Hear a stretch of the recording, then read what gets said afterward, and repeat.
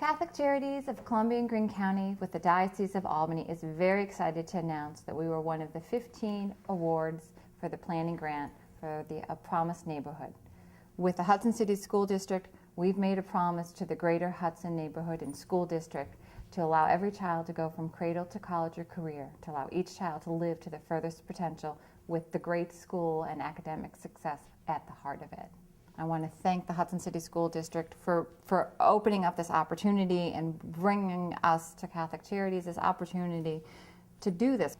And on behalf of the entire Hudson City School District family, I want to thank Catholic Charities for taking on this enormous task of becoming the lead agency on behalf of the children that attend the Hudson City School District.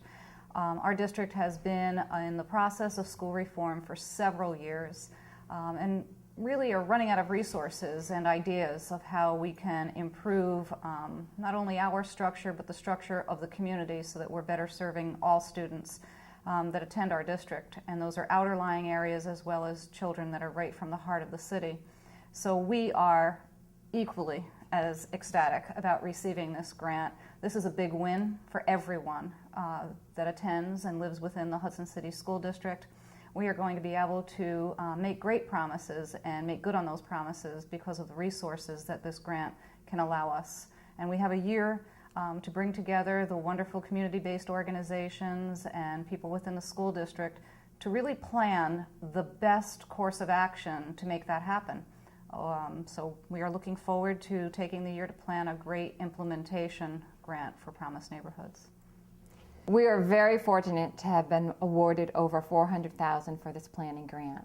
A bulk of that will be spent on the needs assessment, the study of what the needs are. Dr. Maeve Pollock, who has been instrumental in writing the grant as well as our committee, she will be overseeing the study. We will have to go through an internal review board to make sure everything is clear and everything is done appropriately. Confidentiality, absolutely key.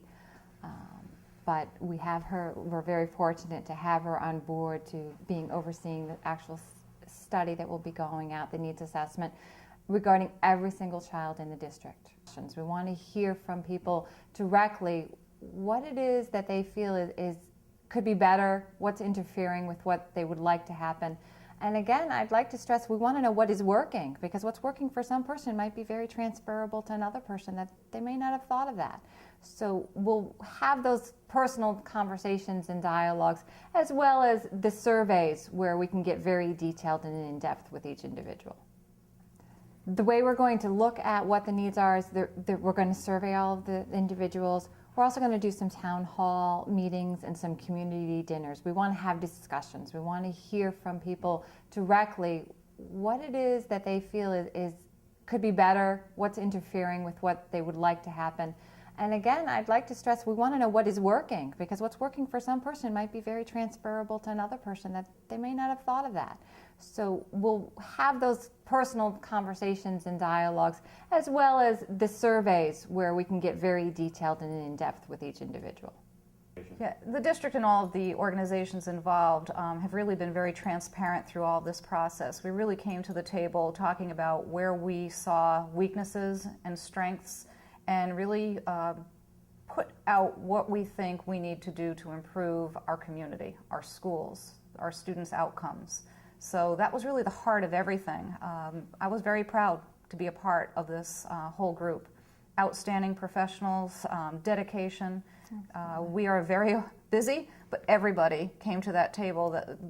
The committee was full every time, with people coming to the table with ideas and really pouring their hearts out to where they were meeting some roadblocks along the way of improving their organizations, improving the outcomes for students.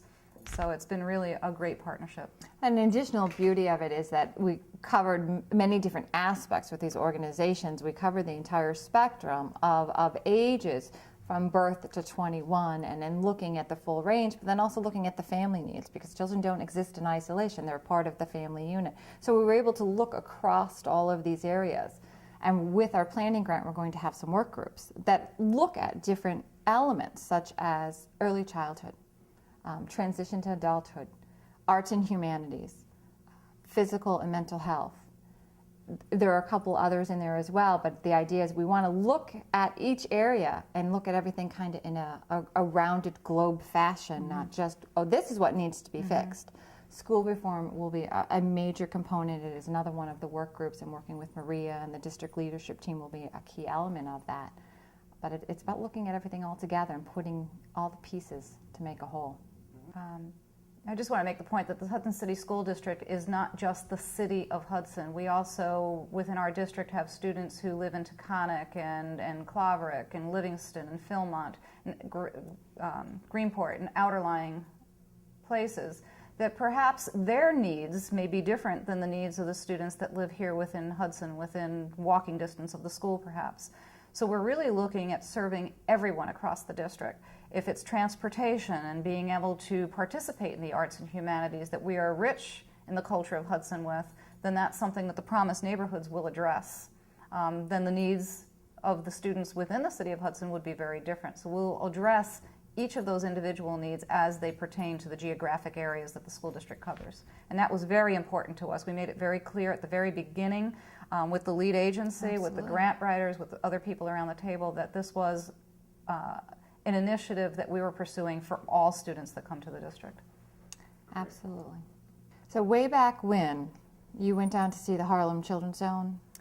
I believe it was about 2 years ago. I received a phone call from the youth department, Trudy Beist, who said, I want a small grant and I have enough to send 10 people down to the Harlem Children's Zone. Jeffrey Canada is going to be there to talk about how they turned around a section of Harlem. So Superintendent Jack Howe and I immediately said we're interested and we will be attending. So we went down for 2 days down to New York City with 8 other people from around the city. And one of those was the WIC director from Catholic Charities. Yes, and we were all so impressed. And as we sat at our roundtable discussions at the end of each day, we said, this is exactly what Hudson needs. This is something that we can do. We believe in this. This all makes very practical sense. How do we continue with this process? So we came back full of energy, ready to do this, and had quite a few meetings and hit a few dead ends. We found that the school district themselves could not apply for this grant, that we needed a not-for-profit organization that really had a track record of being able to manage a grant of this magnitude. So it started to lose a little bit of its momentum, and then before long, I got a visit by our 21st Century Executive Director, Kathy Clark, who had heard about our trip to the Harlem Children's Zone, had heard about the Promise neighborhoods, and tried to find out from me, if it was worthy of pursuing. And I immediately said, if we can pursue this and we can find the right partnership, we've got to go for this. Hudson needs it. So Kathy, through her resources, the 21st Century, contacted... Well, Kathy talked to the substance abuse prevention educators of Catholic Charities. Catholic Charities and Hudson have worked together for many years doing substance abuse prevention education in the schools and in the after-school program. So Kathy brought it to the 2 educators, and they came back to me very charged and energized. This is awesome. This is exciting. We've got to do this. And I said, well, let me learn some more about it. I wasn't one of the fortunate ones at Winters. Let me learn. So that's when our meeting started, and I got to meet you. You came in and met with Jack Howe and myself. Yeah. And then it went from there. We started meeting on a regular basis. It's been 1.5 years now having meetings. Our group has grown. We've included a lot of community individuals and organizations, and it's just kind of solidified over the year of all agreeing that we want to do so much for these children, and they have so much potential, and this is a great avenue for us to do it. Absolutely. So the 21st Century Grant was actually able to hire a professional grant writing organization, Candace LaRue and Associates, and Candace LaRue and her daughter, Maeve, really brought the professionalism to the application that was submitted. They took all of our ideas, all of our perspectives from all of the community-based organizations as well as the school districts, and put it all together in a very cohesive, coordinated application that impressed all of us. Absolutely. I would not allow myself to believe that we could actually win it. I don't know if you allowed yourself to believe I that. went with the route that we did the best that we could. It was a wonderful application. I had to pull lots of the pieces together, but I sent it and I said, well, it's out of our hands and the best decision will be made. And luckily the best decision was the awarding. But I've read a lot of grants, and I've been a part of a lot of grants, writing them, and I was enormously impressed with our submission. Thanks to the help of everyone in putting together a narrative and charts and really looking through all of the components of the grant that was required. And I said, wow, I don't know how anything can beat this application. This is like the best application I've ever seen. But again, I was afraid of being disappointed because the competition is stiff. But we had wonderful, wonderful news last week that I don't think we've touched the ground since. It's a very, very quick start. We're going to start January 1st. It goes through the whole year, and a lot of people have been asking, so what exactly will you be doing? Which I can understand that question because a planning grant is a very process-oriented, it's not so tangible as running a particular program. Mm-hmm. But at the end of the year, we will have a continuum of solutions. As Marie would love to say, we're going to fill the pipeline. We're going to make sure that there are no holes in the services for the children. No leaks. No leaks. And we want to make sure that we know what their needs are, what's working for them, and what's not working for them. So in order to get to that solution at the end of the year of saying, this is what is needed, X, Y, and Z, plus A, B, C, it's not going to be more one thing. There's always several things involved.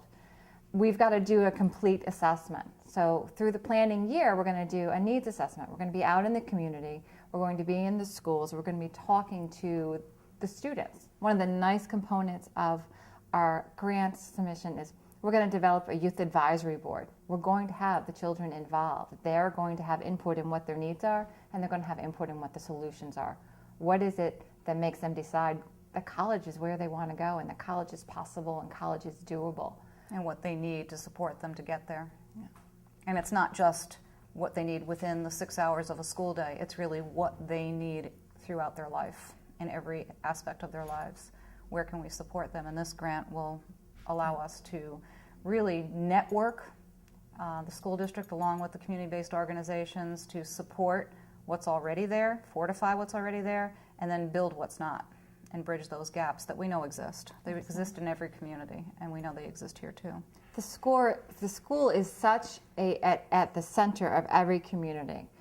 Children pass through the school, and particularly in our rural-like setting, there are limited other options. So the Hudson City School District has got its huge responsibility to educate and encourage and reach the maximum potential of each child. That's why this grant is in place, to help us focus on those academic components. But like Maria says, the school's not in isolation. It's part of the community. The community needs to support the school, and the school needs to support the community. They go hand in hand. And both of them will be enriched through this grant. Absolutely. And this grant is all about academic achievement. I mean, Jeffrey Canada built the Promised Neighborhoods because he knew the schools were failing the children. And he built this in order to improve how students were learning, what students were learning, and giving them the best chance to be successful. So this grant is all about looking at the curriculum, looking at our instructional practices, working together with community-based organizations to make our school a better place, a place where parents are proud to send their students here. We are just, we really feel we can do this, and it's going to take everyone around that table to make this planning process work so that the implementation, which we will be so fortunate to be back here to tell you we have received, is extremely important to everyone, and we feel we really can do this. We've grown through this whole process. And I'll never forget the day that you sent around an email sharing the suspense with everyone that we're going to hear this afternoon. Stay tuned to your emails. And I stayed tuned to my emails, and about 2 hours, 3 hours later, I saw another email come across my desk, and I was visiting with some students, and I said, okay, I really need to be alone when I open this because I don't want to be disappointed, and if I am really extremely excited, I don't want anybody to see me jumping around my office. And I opened up the email, and there were 2 words: we won. And we're going to do that again. Yeah, that's what I was thinking. So at this point, while we're very happy and excited, we've got the award, and that is a huge cause for celebration. It's a huge responsibility, and our work is just beginning. Now the hard work begins, and we're ready. We are.